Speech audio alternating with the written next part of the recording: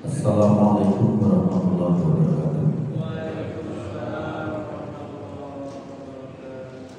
Bismillahirrahmanirrahim.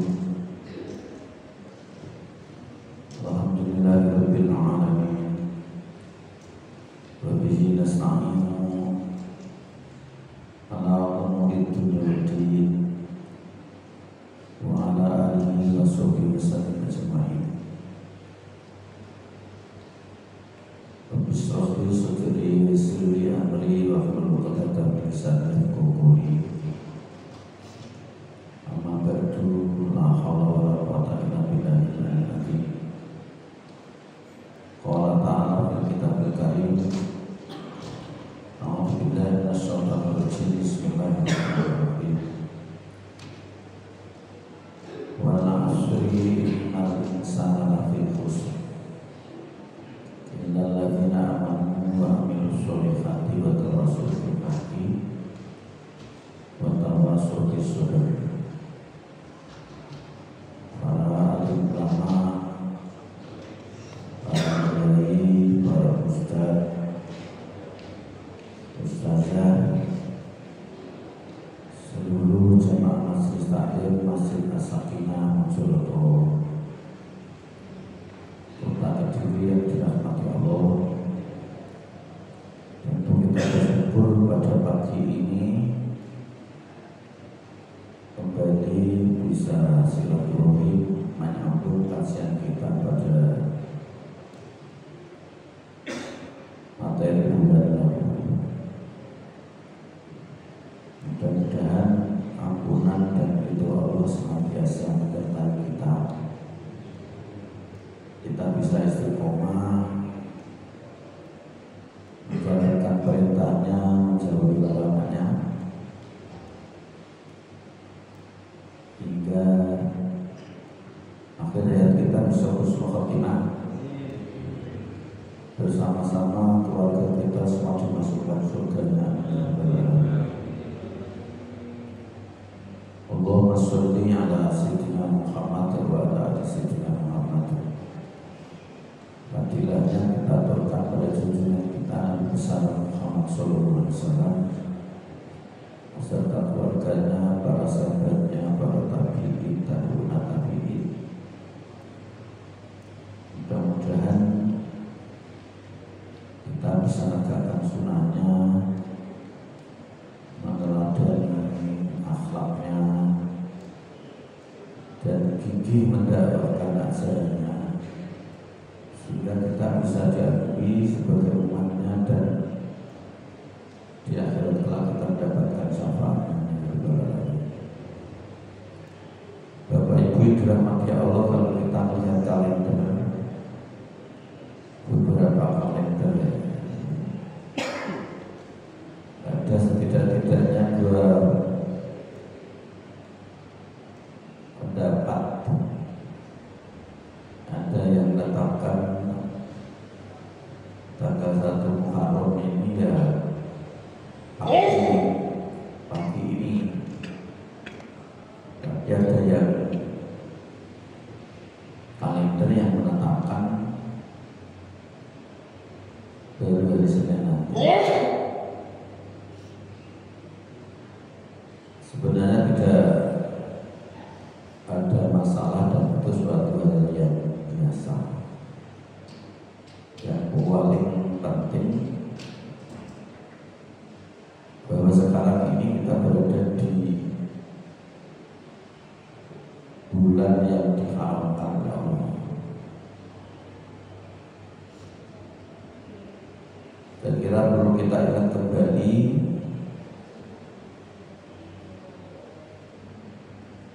peringatan Allah dalam Al-Quran kepada kita tentang bulan, untuk biar nyambung. Bulan ini nanti bisa dibuka dalam surat Taubah ayat 36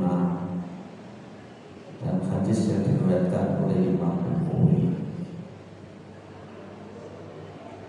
Nanti bisa dibuka di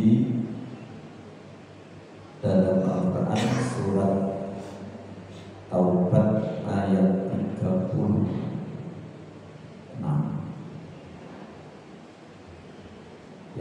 Sesungguhnya inna iddatas syuhuri indallahi isna asyara syahran fi kitabillahi yawma khalaqas samawati wal arda minha arba'atun hurum dzalika dinul qayyim fala tadlimu fihinna anfusakum. Al-ayat. Sesungguhnya bilangan bulan itu ada 12 sesuai dengan ketetapan Allah saat Allah menciptakan langit dan bumi. Dari 12 bulan itu ada 4 yang diharamkan. Itulah ketetapan agama yang tepat lurus.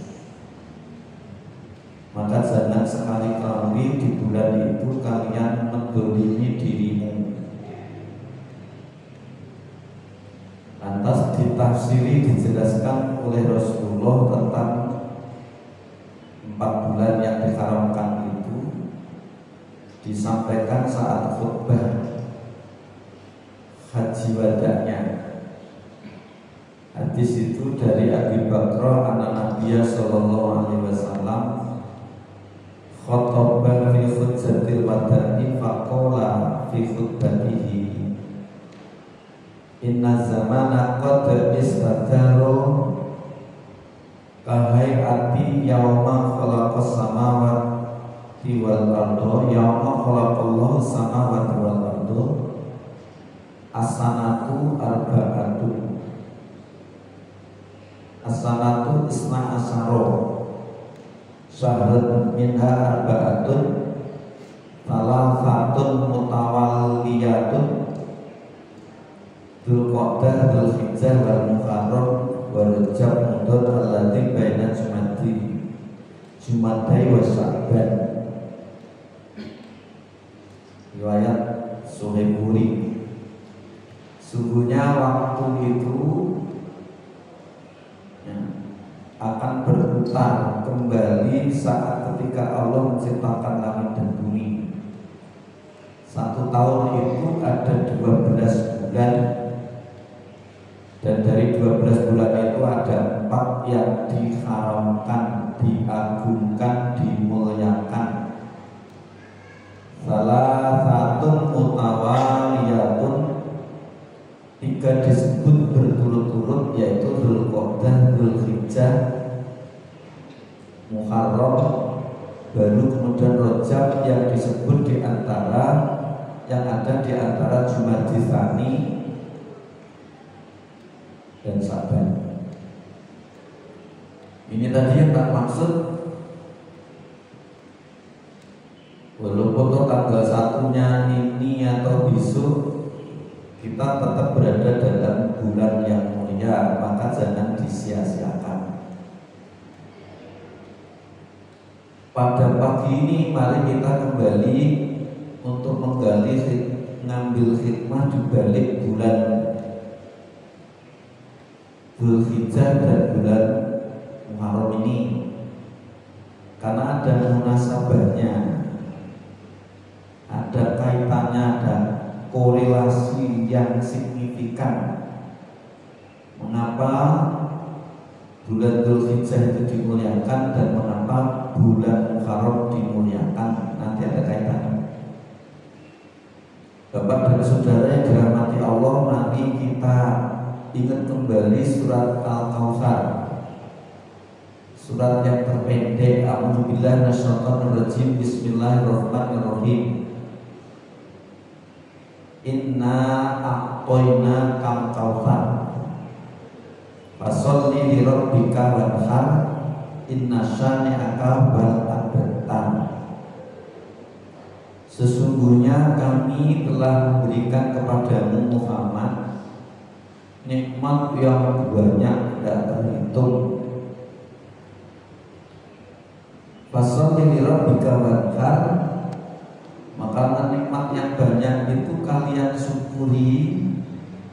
Di antara salah satu cara untuk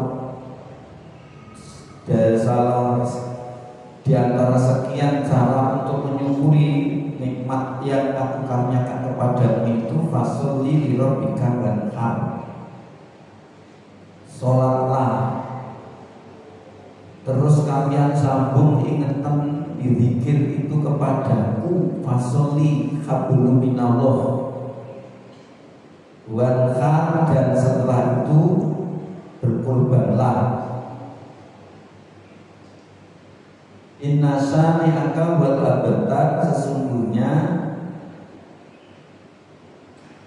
orang-orang yang mengejekmu itu, membuli, mengejekmu, memfitnahmu,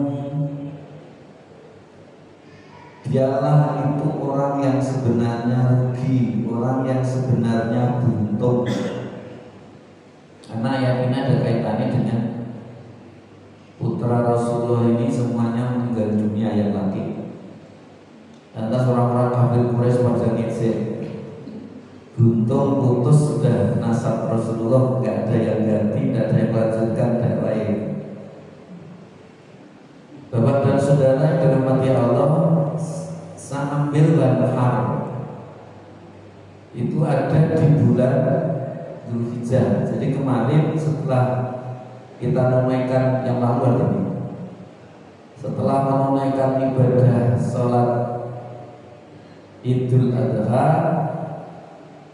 di Yaumut Tasrik, kita disunahkan untuk menyembelih, berkurban.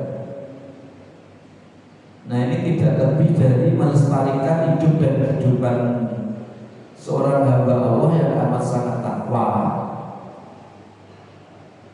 hamba Allah yang sangat soleh, yang sukses dalam keluar bukan hidup dan kehidupan secara pribadi, tetapi secara keluarga. Dirinya, keluarganya tidak ada kecuali hanya satu, taat kepada Allah, yaitulah Nabi Ibrahim dan keluarganya. Nabi Ibrahim, Nabi Ismail alaihissalam, dan kemudian keluarga Nabi Ibrahim. Itulah sosok figur yang sukses dalam menjalani khalifah kehidupan ini, digunakan untuk mentaati perintah Allah dan menjauhi larangan. Di sana ada kesabaran, di sana ada ketetapan yang barangkali dari sinilah kemudian mengapa perjalanan hidup dan kehidupan Nabi Ibrahim beserta keluarganya itu dilestarikan, dan setiap tahun kita disunahkan untuk menjalankan syariat itu, yaitu ibadah haji dan ibadah korban. Nah, oleh karena itu Bapak Ibu yang dirahmati Allah, saya kepingin untuk nyumplik sedikit yang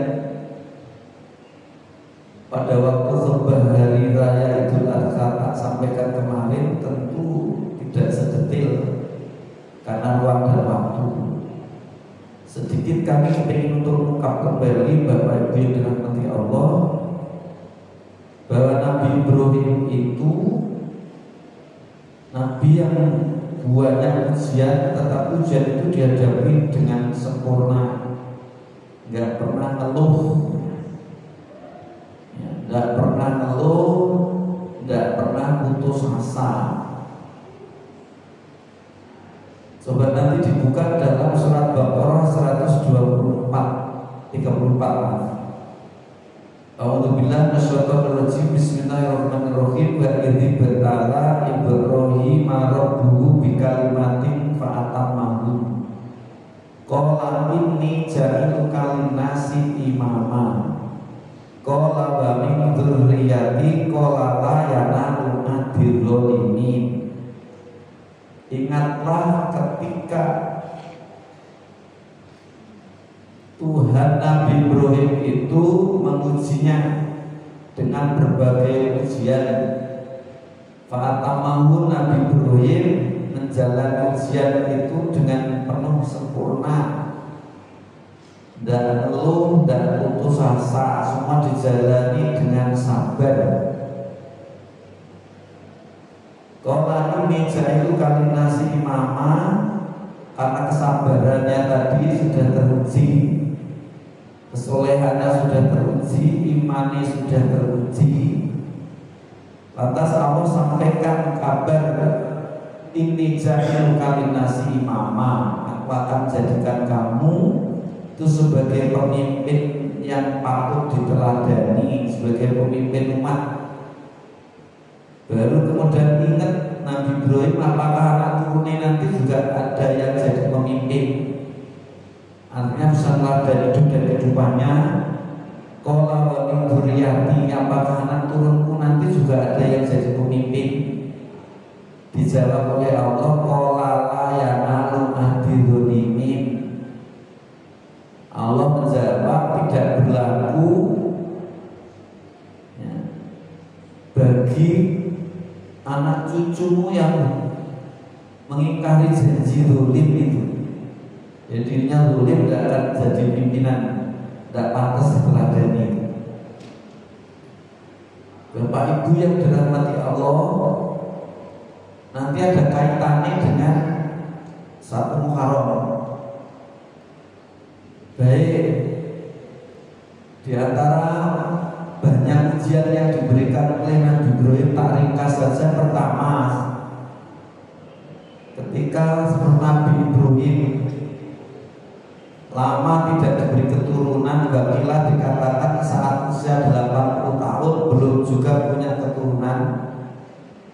Ringkas cerita, lantas istrinya Dewi Sarah minta untuk menikahi pembantunya yang dahulu hadiah dari Fir'aun Mesir, namanya Dewi Hajar, Siti Hajar. Ringkas cerita, akhirnya punyalah keturunan, yaitu Nabi Ismail alaihissalam. Ketika saat sudah melahirkan dan bayi Ismail yang masih kecil, kulitnya masih merah, itu ada perintah dari Allah. Tentu skenarionya begitu dramatis, karena Syekh Dewi Hajar mulai cemburu. Ya kalau dulu waktunya hanya total untuk dirinya, lantas terbagi dengan istri keduanya sudah Hajar dengan putra Ismail. Ini tentu semua skenario Allah. Lantas diminta untuk meninggalkan Kanaan. Akhirnya Nabi Ibrahim bersama istrinya Dewi Hajar dan anaknya Ismail yang masih kecil bayi itu mulai pergi ke selatan. Itulah di Bakah yang dikenal dengan Makkah. Nah, ketika sudah sampai di Mekah yang tiada satu apapun, nggak ada kantin, nggak ada restoran, nggak ada hotel, tak seorang pun ada di sana kecuali dirinya bertiga. Ada perintah dari Allah untuk meninggalkan istri dan putranya tadi. Maka kemudian saat meninggalkan ditanya oleh istrinya, fa aina tadhabun, mau pergi kemana kamu wahai kakanda Ibrahim? Nabi Ibrahim tidak jawab. Diulangi lagi sampai berkali-kali tetap tidak dijawab. Baru dijawab setelah engkau titipkan aku kemana, kepada siapa? Dijawab oleh Nabi Ibrahim bahwa engkau tak titipkan kepada Allah, dan bepergianku ini tidak ada lain kecuali karena dan untuk Allah. Qala inni dzahibun ila rabbi sayahdin. Aku meninggalkan kamu karena perintah Allah, dan aku menuju kepada Allah, untuk Allah akan berikan petunjuk kepadamu. Saat itulah kemudian silahkan tinggalkan aku kakanda Ibrahim. Nanti surat At-Takwir ayat 36 dibuka, At-Takwir ayat 36, ma'aina tadhabun. Baru surat Shofat ayat 99, jawabnya qala ini dzahibun ila rabbi sayahdin, nanti dibuka itu. Nah, biar nyambung dengan yang dulu sudah pernah sampaikan itu, lantas ditinggalkan. Saat ditinggalkan ditinggalkan beberapa waktu, ternyata benar air yang bekal yang disimpan di hirba, tempat air yang terbuat dari kulit itu habis. Mulailah bingung, kemana aku mesti harus menemukan air. Itulah kau yang putar-putar, lari, pergi, ya itu sa'i. Kemudian tawaf, sa'i, itulah sebenarnya syariat ini ya mengabadikan, melestarikan hidup dan kehidupan Ibrahim dan keluarganya. Utamanya dalam hal ini adalah Dewi Hajar, Sayyidah Hajar yang begitu sabarnya. Gimana kalau satu usaha 6 kali putaran sudah putus asa, dari sofa kemudian ke Marwah, di sana tidak terlihat ada air lagi, bingung kembali. Gimana kalau seandainya putus asa? Lantas kemudian karena putus asa, ya sudah barang tentu tidak mungkin akan ada syariat haji, tidak akan ada syariat umroh. Jadi haji dan umroh ini sebenarnya bagian dari simbol kita untuk melestarikan kesabaran, supaya kita ambil itibar, ibroh, pelajaran, agar mencontoh sosok orang yang sabar dalam menghadapi kesulitan. Kalau bahasa kampusnya struggle for life, hidup ini memang berjuang. Apalagi tujuan baik tidak mungkin tanpa ada pengorbanan. Segala sesuatu apa yang kita inginkan, apa yang kita kehendaki, pasti ada pengorbanan. Nah, nanti ada kaitannya dengan bulan Asyura. Satu Asyura itu apa? Tahun baru Islam ini diambil dari hijrah Rasulullah. Nanti ceritanya panjang nanti. Yang penting terlebih dulu kita kenal tentang kesabaran Nabi Ibrahim. Maka kemudian ada syariat tawaf dan sa'i, buah dari kesabaran Nabi Ibrahim dan Sayyidah Aisyah ketika mencari untuk menemukan air minum putranya. Nah, ketika yang ketujuh di atas Marwah, baru kemudian terlihat kok ada burung. Tentu tanda kalau itu ada air. Nyaksikan ke lembah bawah, ternyata putrani yang menangis kehausan tadi, di sebelahnya ada air yang memancar. Itulah Bapak Ibu yang dirahmati Allah, cerita panjang yang kaitannya dengan air Zam-Zam. Berbagai macam penelitian, gak ada air sebersih, air yang molekulnya seindah, sebaik seperti air Zam-Zam. Nah, Bapak Ibu yang dirahmati Allah, itu cerita nih yang pertama. Lalu yang kedua, Nabi Ibrahim dapat ujian untuk menyembelih putranya setelah meninggalkan nanti beberapa tahun, lantas kemudian kembali ke Makkah dan menjumpai anaknya ini sudah remaja. Maka nanti dibuka di surat As-Saffat ayat 102.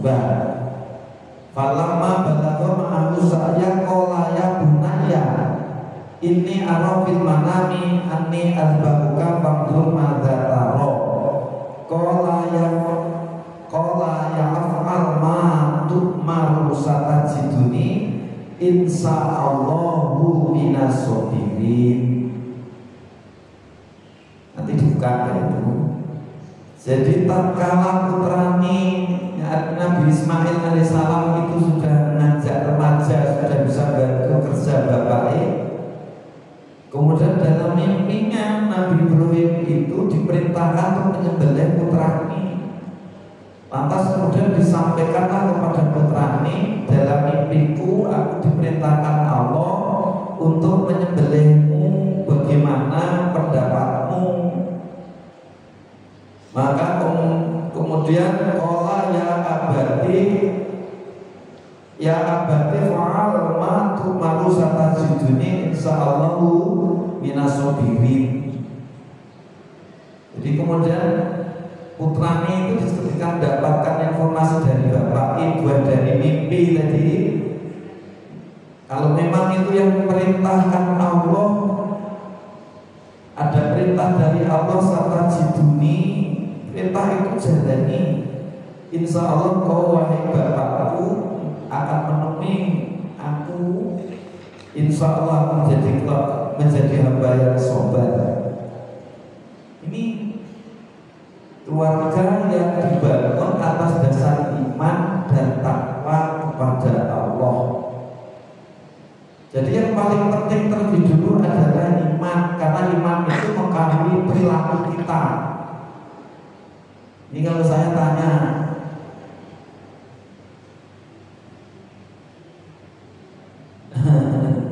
kalau seandainya saya tanya Mas ini, Mas Asmani itu namanya siapa Mas? Iya, antum.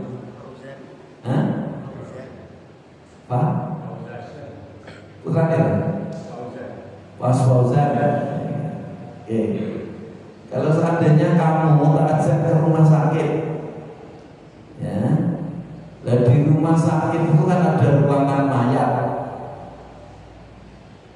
Kemudian tak minta kamu, Mas, tolong tidur bersama mayat ini mulai dari jam 12 malam ini sampai pagi, nanti ruang pintu ini tak tutup dan tak matikan lampu, mau tidak? Ya kalau tidak Mas Fauzan ya bapak kira-kira mau tidak? Berani tidak? Mengapa tidak berani? Bapak dan saudara yang dirahmati Allah, ini yang tak ilustrasikan, ini tak ilustrasikan betapa besar pengaruh iman ini terhadap perilaku kita, betapa besarnya persepsi kita terhadap sesuatu itu pengaruh perilaku kita. Kalau seandainya kita diminta untuk tidur bersama mayat semalam, sebagaimana kita tidur seperti bersama bapak bersama istrinya atau bersama suaminya, mengapa tidak mau? Karena takut. Lu mengapa takut?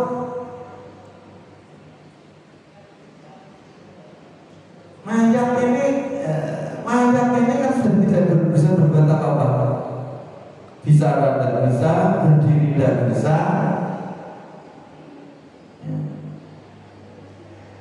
Apalagi sampai ganggu kita tidak mungkin bisa.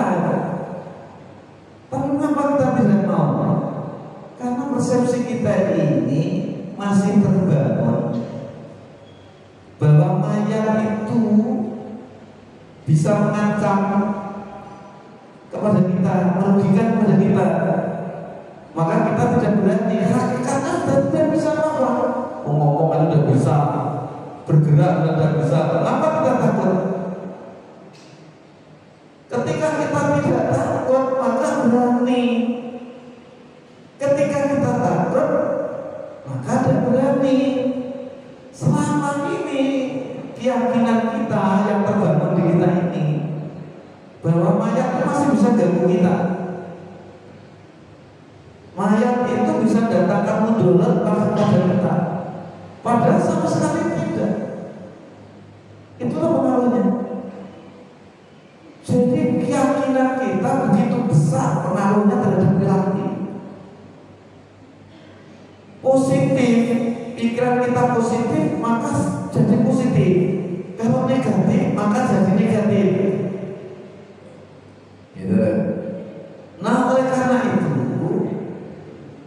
mengapa keluarga Nabi Ibrahim itu begitu tahan banting sukses, sempurna, nggak putus asa frustasi ketika mendapatkan berbagai macam ujian. Yang terbangun terlebih dahulu adalah iman. Yakin segala sesuatu itu akan berbuah tanpa izin Allah. Tidak ada yang bisa berikan rezeki. Yang bisa berikan rezeki Allah. Tidak akan bisa buat hidup. Yang buat hidup Allah. Tidak ada yang bisa buat cedera kita. Yang buat cedera itu Allah. Jadi iman itu paling menentukan. Bapak dan saudara dirahmati Allah, maka sebenar apapun ujian itu, kalau dirinya yakin Allah mesti akan berikan bantuan pertolongan, tidak akan putus asa, tidak akan frustrasi.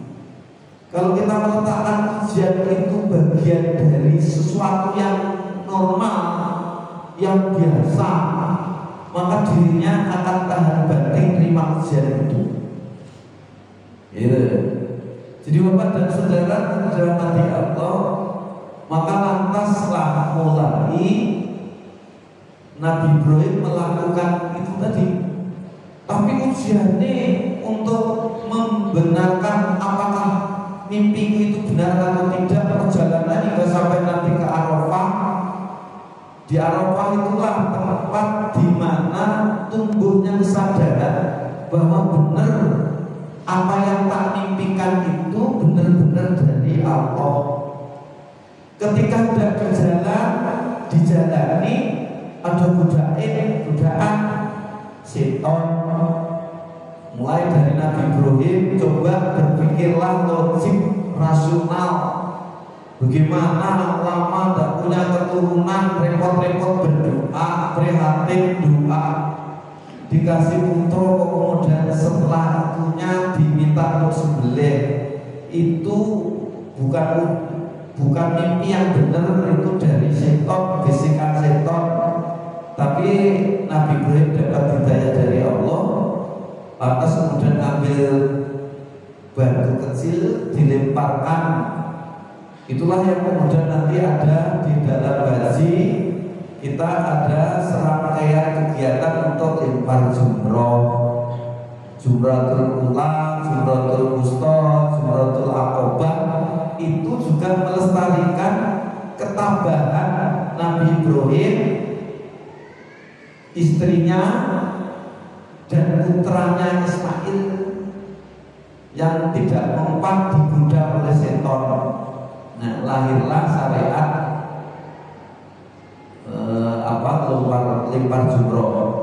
Berikutnya nanti ketika menggesekkan ini pisau digesekkan ke lehernya Nabi Ibrahim, sunatullah kan pisau itu tajam. Ya, kalau bahasa orang barat sekuler hukum alami. Jika benda tajam itu digoreskan ke leher, kan tentu lehernya putus, tapi berkali-kali tidak putus. Malah justru malaikat Jibril datang membawa domba digantikan itu. Ini nanti secara ilmiah juga bisa dijelaskan sebenarnya. Bapak Ibu yang dirahmati Allah, nah tidak mempanggil Nabi Ibrahim dalam khotbah sudah tak sampaikan. Jika Allah itu yang maha tidak terhingga itu menghendaki, maka tidak ada yang tidak mungkin. Itu. Nah, nanti ada kaitannya dengan di samping Nabi Ibrahim diminta untuk nyembelih putranya, nanti juga saat dibakar. Ketika Nabi Ibrahim itu dibakar, maka tidak mempan. Nanti dibuka juga dalam surat Bapak Ibu yang kaitannya dialognya Nabi Ibrahim. Nanti surat Baqarah ayat 257. Setelah Nabi Ibrahim berdialog dengan Namrud dan kawan-kawan dan bisa dipatahkan, lantas Nabi Ibrahim dimasukkan ke api, tetapi Nabi Ibrahim tidak terbakar. Sunatullahi, api itu kan membakar, tetapi bagi Nabi Ibrahim karena kedekatan dengan Allah dan sifat-sifat panasnya api diambil oleh Allah, maka menjadi tidak terbakar. Ini nanti secara ilmiah tentu sudah bisa kita jelaskan. Yang paling penting pada pagi ini, Bapak Ibu yang dirahmati Allah,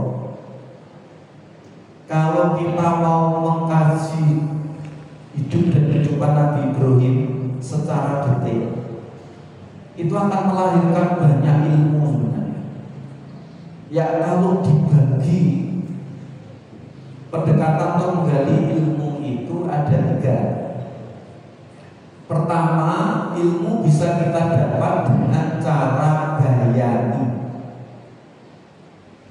Cara bayani itu cara, kalau kita katakan mengkaji Al-Quran ini dari segi teknya, tekstualnya. Kita ambil satu contoh, ada surat Al-Baqarah ayat 1. Bismillahirrahmanirrahim, Alif Lam Mim. Kalau kita baca khasanah tafsir, maka akan kita dapat ada ulama tafsir yang sama sekali tidak mau menggunakan akalnya, logika. Ya sudah ditafsir secara tekstual. Alif Lam Mim, yo Alif Lam Mim. Maka kemudian tafsirannya, keterangannya Allah alam bil muradi. Yang memahami hanya Allah. Tidak mau berikan penjelasan sedikit pun. Itulah namanya ilmu bayani. Ya. Bapak dan saudara, kalau kemudian burhani itu bisa gunakan logika akal kita, maka kemudian akan kita jumpai tafsir itu alifnya itu Allah, lamnya itu malaikat, mimnya itu Muhammad. Itu pakai logika. Alifnya ini orang yang berdiri negakkan sholat, lamnya itu ruku, mimnya itu sujud. Itu pakai logika. Bapak dan saudara mati Allah, dalam konteks inilah, maaf sih maaf, teman-teman salafi ketika menafsirkan ayat Al-Quran itu cenderung ke tekstual, sama sekali tidak mau gunakan logika akal. Jadi kalau kemudian nanti dirunut, karena Rasulullah tidak pernah makan menggunakan sendok, maka kemudian tekwale, yuk aku tidak mau menggunakan sendok, karena tekwal tidak mau menggunakan tadi logika. Maka kemudian ajarannya ngambil makan ya seperti ini, pakai ini karena Rasulullah demikian. Lahirkannya dengan inilah yang kemudian kadang saling mencari kebenaran sendiri, yang ini nyalakan yang ini nyalakan itu. Kalau nanti dirunut, haji tidak mau lagi pakai pesawat karena zaman Rasulullah tidak ada pesawat, maka harus jalan kaki. Kelemahannya karena tidak mau gunakan logika kan itu. Ini bukan persoalan ngomong salafi benar atau salah, tapi dari segi ilmunya itu pencerahan Bapak itu di sini nih sudah. Ya, jadi nanti kalau satu misal apa namanya itu menjalankan memaknai Al-Quran maupun hadis yang teknis saja, itu namanya bayani. Karena di zaman Rasulullah itu pakai ini apa namanya, maaf ya, bajunya ini apa namanya? Yang tadi kan ada teman saya sampai ini kayak baju ini, oh gamis. Karena Rasulullah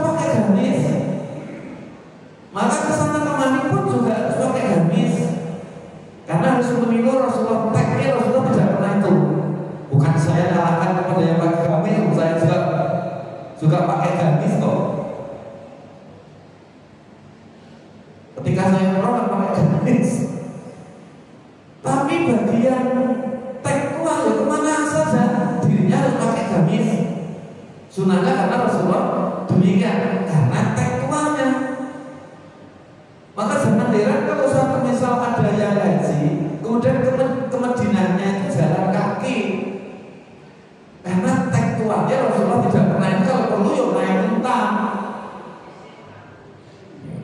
Lagi-lagi kita tidak pernah, saya tidak bicara tentang benar atau salahnya.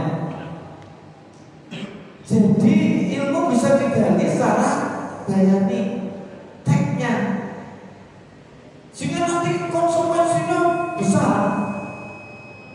Bukan hanya satu dua ayat tadi masuk buahnya, tapi tidak mungkin. Lantas kita ini tidak bisa menggunakan akal. Agama itu adalah tidak ada agama tanpa ada akal.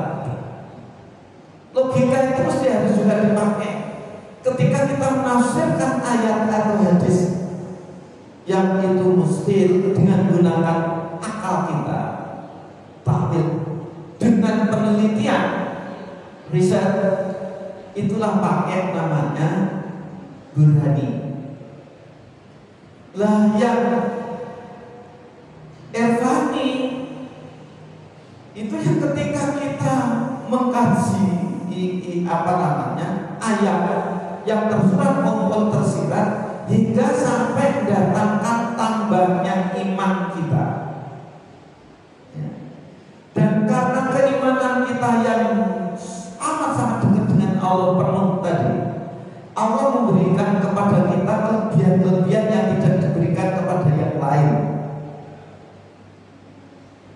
Kayak seperti Nabi Ibrahim ketika disembelih, ketika dibakar api tetapi tidak panas, itu irfani. Ketika pisau digoreskan ke leher Nabi Ismail yang masih remaja itu, kemudian tidak mempan, itu irfani. Bapak dan saudara dirahmati Allah, kaitannya dengan ujian tadi, maka jangan pernah putus asa.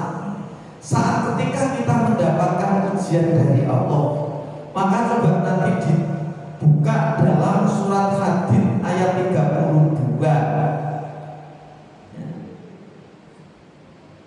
Ma asoba min musibatin fil ardi wala fi anfusikum illa fi kitabim min qabli an nabraha. Innal dzalika ala Allah yasir. Musibah apa saja ditimpakan di bumi ini dan pada dirimu, tidak ada kecuali dahulu sudah dicatat sebelum kamu diciptakan. Sesungguhnya Allah itu, yang demikian itu bagi Allah itu mudah. Jadi apapun yang ditimpakan kepada kita, menyenangkan tidak menyenangkan.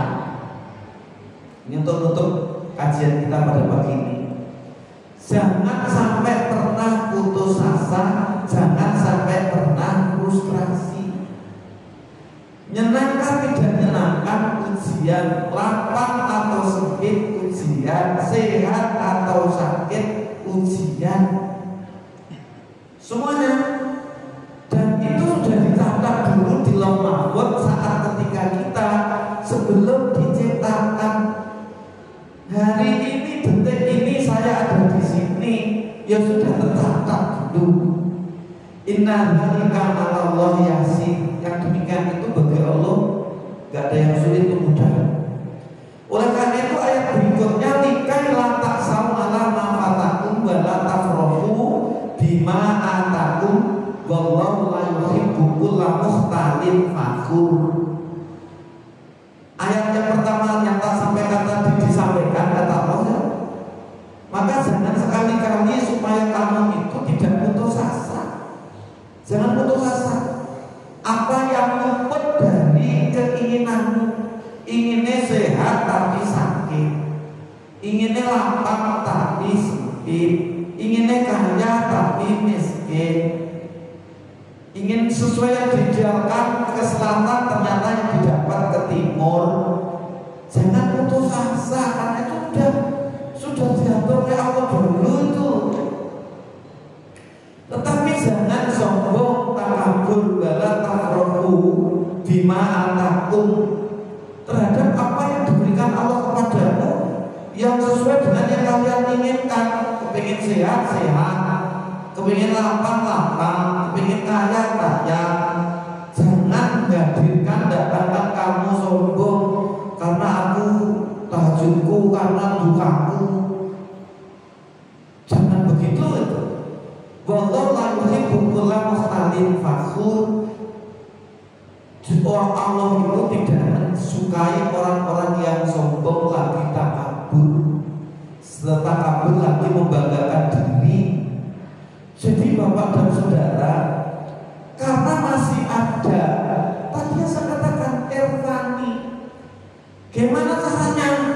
Dan kita itu nggak terbiasa sakit yang ada di benak kita mesti obat, dan di benak kita ini mesti dokter, yang di benak kita ini yang pertama mesti rumah sakit. Seharusnya tidak, sakit yang diingat terlebih dulu Allah, sempit yang seharusnya diingat dulu Allah, lapang yang diingat terlebih dulu Allah. Seharusnya demikian, karena sehat sakit itu bagian dari ujian dari Allah. Dan jangan putus asa karena ada lagi sesuatu yang gak mungkin menjadi mungkin. Untuk nutup yang terakhir, kalau Bapak dan Saudara sedang susah sedih, Al-Quran sudah mengingatkan kepada kita, justru dekati Allah, bacalah Al-Quran. Al-Quran itu obat. Katakanlah sampai sholat subuh ini, kemudian kita baca Al-Quran. Setelah baca Al-Quran, diam aja, jangan kabelkan kepala, buka hatinya, dizirukan pikiran hatinya, dizirukan, dinolkan, dikosongkan, yang ada hanya Allah. Kemudian baca hasbunallah wa ni'mal wakil, ni'mal maula wa ni'man nasir, la haula wa la quwwata illa billahil aliyil azim. Persis seperti Nabi Ibrahim. Ngadepi apa saja. Maka jangan abaikan khalwat. Dicoba. Katakanlah jam sekian ini nanti sambil menanti duha, Bapak Ibu bisa di rumah baca Al-Quran. Jangan sampai tidak dibaca Al-Quran itu dibaca. Setelah dibaca, ada niat di dalam hati bahwa Al-Quran itu obat penyakit apa saja, untuk menyelesaikan problem apa saja. Maka kemudian diam, kosongkan. Tidak usah mikirkan suami, tidak usah mikirkan istri, tidak usah mikirkan anak, tidak usah mikirkan bapak ibu. Saat duduk itu yang ditatap hanya wajah Allah. Bapak ibu bisa hasbunallah wa ni'mal wakil, ni'mal maula wa ni'man nasir, la haula wa la quwwata illa billahil aliyil azim. Ulangi berkali-kali. Kalau belum bisa zero, terus dilakukan, dizurukan, dikosongkan pikirannya, hatinya, hanya diisi satu saja, Allah. Aku ikhlas, aku ridho. Kalau yang sakit, dengan sakitku ini ya Allah, aku ikhlas, aku ridho.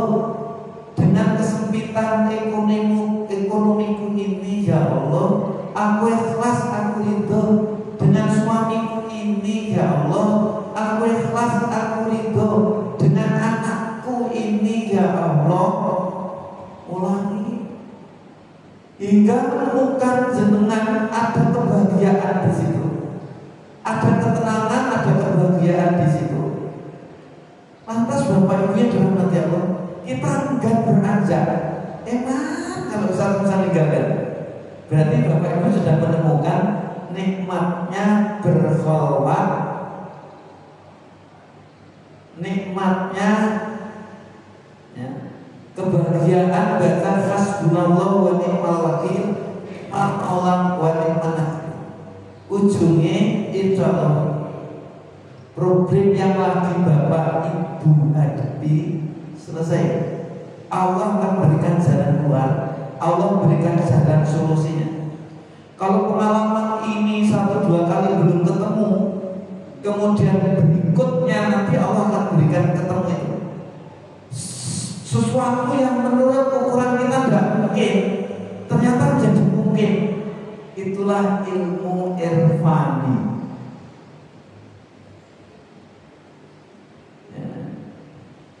Jadi Allah sudah berikan kepada kita satu amalan yang kalau ada punya masalah, amalan kita jalani, Allah berikan jalan solusi.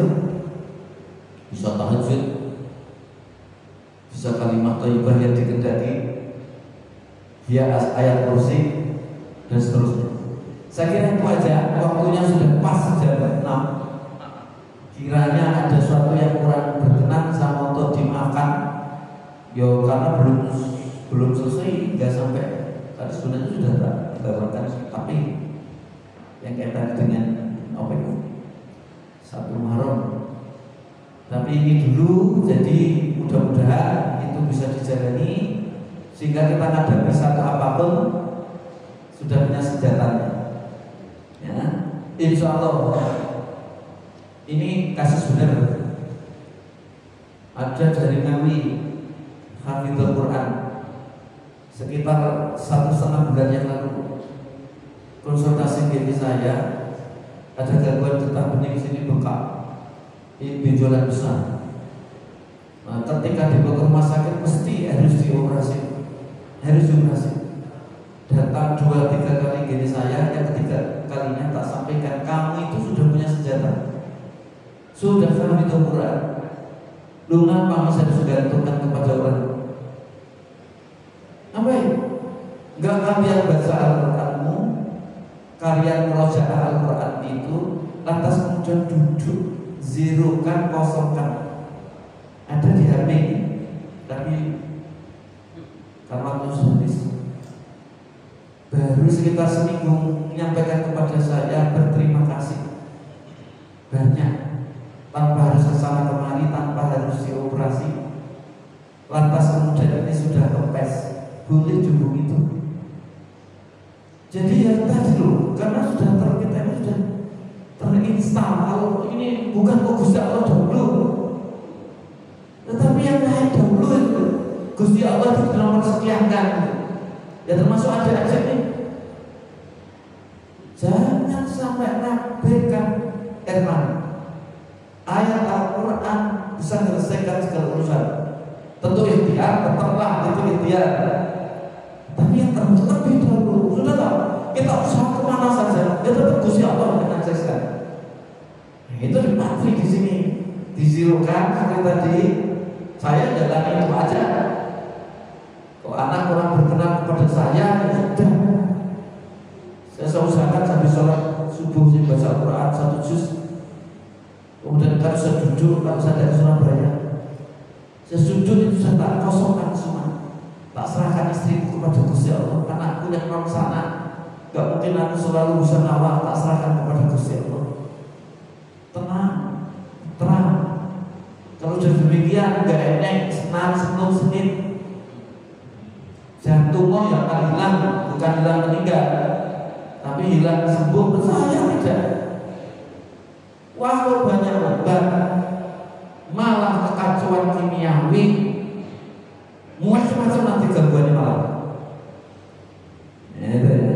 Saya kira demikian. Mudah-mudahan kita dimasukkan oleh Allah menjadi hamba yang bisa berada hidup dan kehidupan Nabi Ibrahim alaihissalam beserta keluarganya, sehingga kita punya iman yang kokoh, punya kesabaran dalam menghadapi berbagai ujian, hingga kita menjadi kekasih Allah. Amin ya rabbal alamin. Kita akhiri dengan doa, sekiranya ada yang sedang sakit, entah diri kita, entah istri, suami, keluarga, anak kita, bapak ibu kita, atau saudara-saudara kita, tetangga kita semuanya disembuhkan oleh Allah, yang sempit rezeki dilapangkan, yang susah sedih dibahagiakan, yang masih tersesat mudah-mudahan diberi jalan keluarnya, dan mudah-mudahan negeri kita menjadi negeri yang baldatun thayyibatun gharaqun ghafur.